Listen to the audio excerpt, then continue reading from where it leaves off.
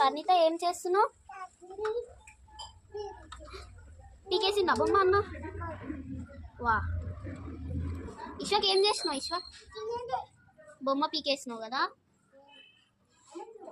తీసుకో ఇది తీసుకో తీసుకో. ఏ బొమ్మ తీసుకోపో. ఏ ఏ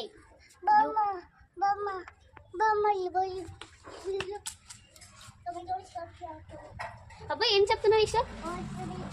ఏ ఏం చెప్తున్నావు? బొమ్మతో ఆడుకుంటున్నావా? బొమ్మ బొమ్మ ఏం చేస్తుంది?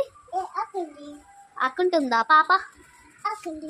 పాప ఏం చేస్తుందో చెప్పు అమ్మ.